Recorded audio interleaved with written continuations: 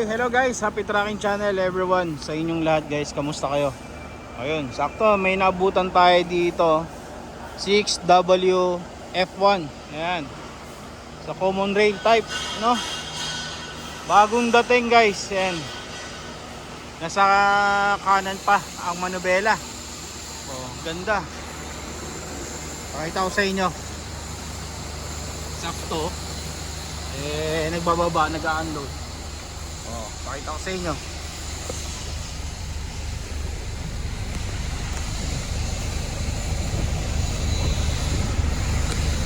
Kumaritin.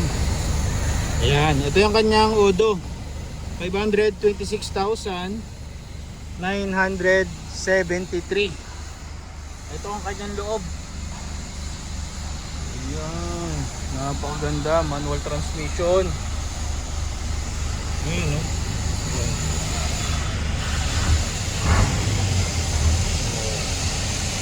Ganda pa ng response ng RPM nya, responsive pa talaga, no? So hindi lang muna kasi natin may galaw dahil nga nag-ooperate sila ngayon.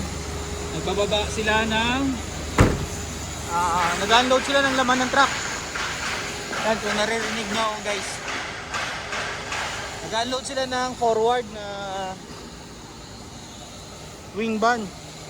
Ang haba nito, medyo may kahabaan to, mga nasa 22 siguro to. Ayan, oh. And para siyang inline, no? Ganda, oh. Solid.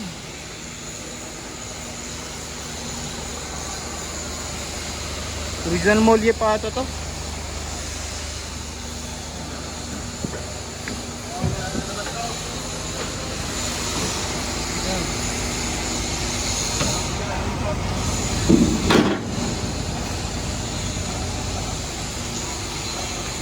Wood type flooring.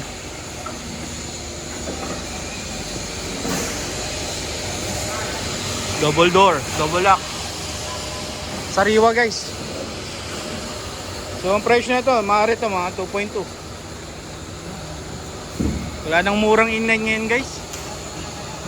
Alas kadalasan talaga, palo kayo dyan, mga 2 million may dip.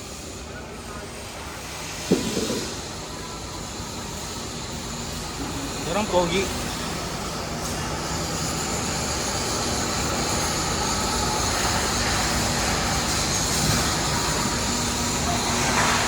Siyempre, kung merong Isuzu, meron din Puso.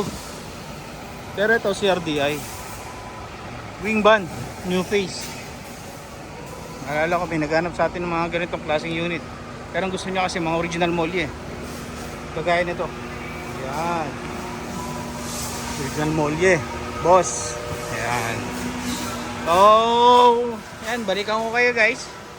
Maraming salamat. Happy tracking channel everyone. Thank you. Bye bye and God bless.